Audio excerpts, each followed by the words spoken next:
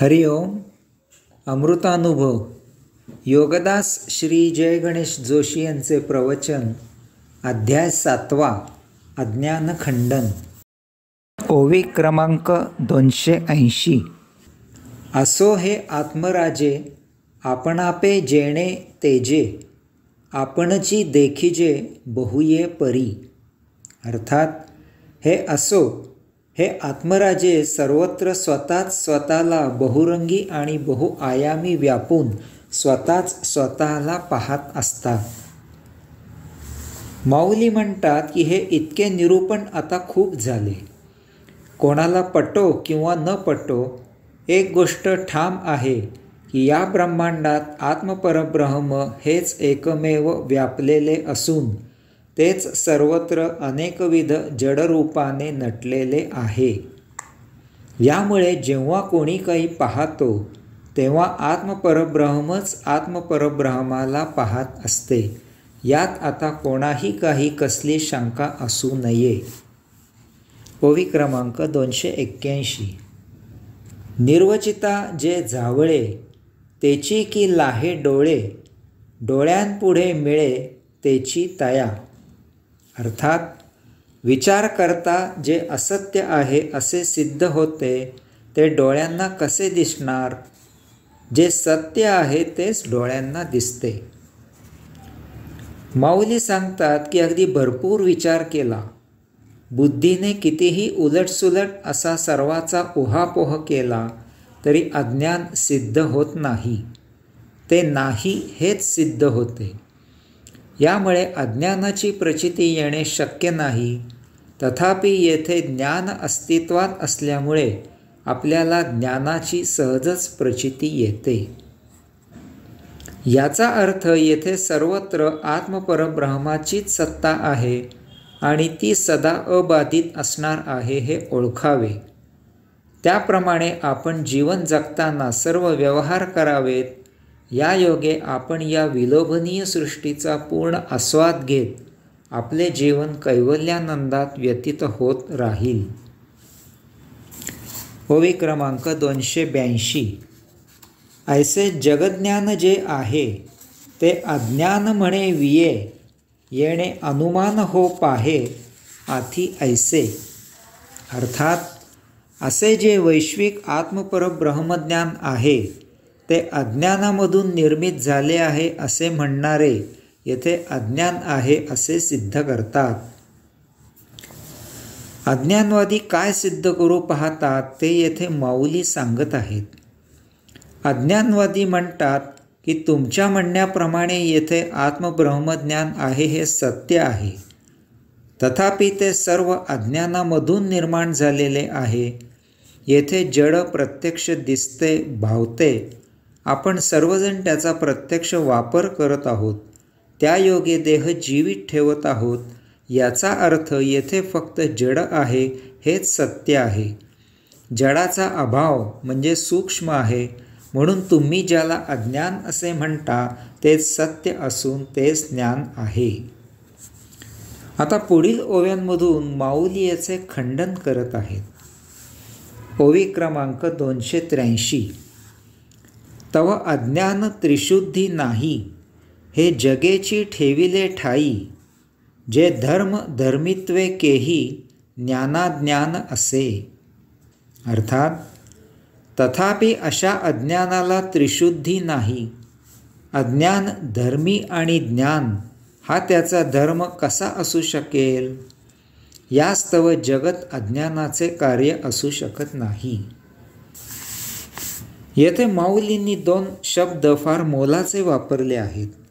त्यांचे निरूपण केले म्हणजे या ओवीचे निरूपण केले असे आहे. यावरून सहज सिद्ध होईल की जगत अज्ञानाचे कार्य असू शकत नाही. येथे अज्ञान असे काहीही नाही. त्रिशुद्धी. कोणतीही गोष्ट जेव्हा काये वाचे मने केली जाते तेव्हाच ती पूर्णत्वाला जाते, परिपूर्ण होते.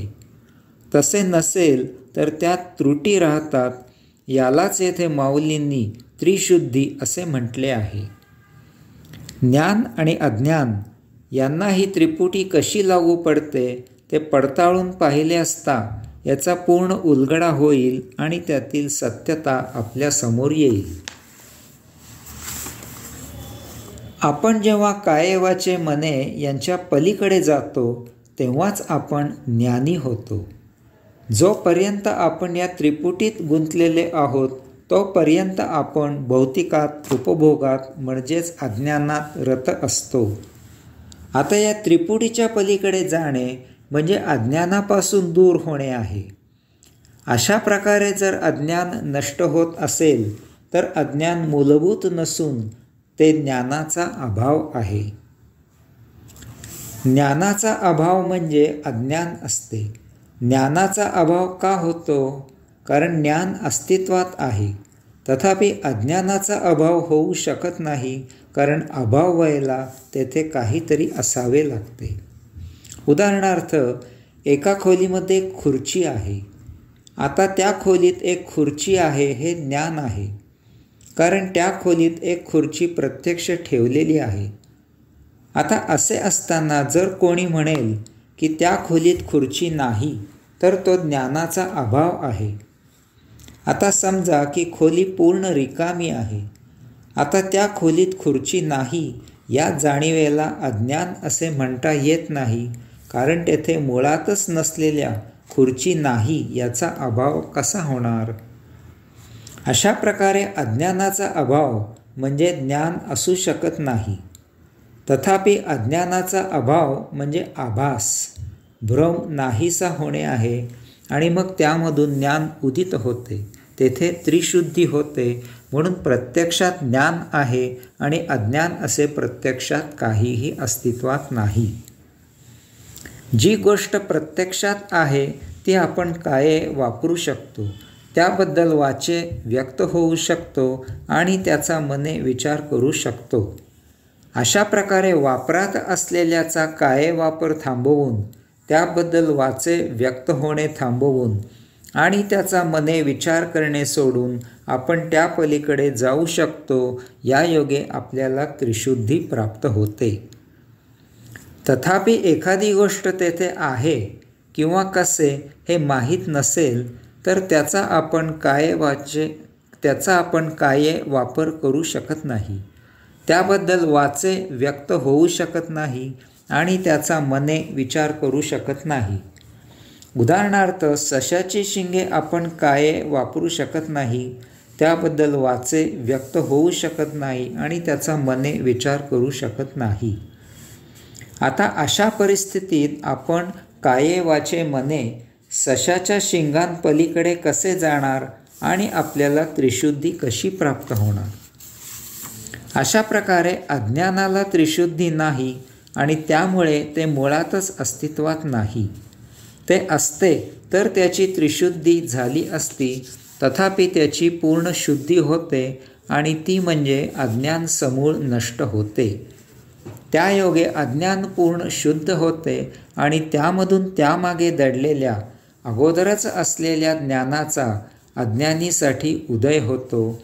याचाच अर्थ येथे ज्ञान प्रत्यक्ष अस्तित्वात आहे आणि अज्ञान असे काहीही प्रत्यक्षात अस्तित्वात नाही. ज्ञानाचा अभाव अज्ञानाचा तात्पुरता आभास निर्माण करते. धर्मधर्मित्वे. धर्म आणि धर्मी म्हणजे काय? वस्तू धर्मी असते आणि तिची उपयुक्तता हा तिचा धर्म असतो. पदार्थ धर्मी असतो आणि त्याची चव हा त्याचा धर्म असतो. मानव धर्मी असतो आणि मानवता हा त्याचा धर्म असतो. याचा अर्थ धर्मी आणि धर्म हे एकमेकांना पूरक असतात, एकमेकांना संलग्न असतात, सहाय्यभूत असतात.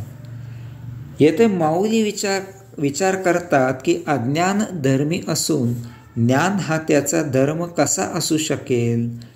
कारण अज्ञान आणि ज्ञान ही एकमेकांविरुद्ध आहेत. ती एकमेकांना सहाय्यभूत असू शकत नाहीत.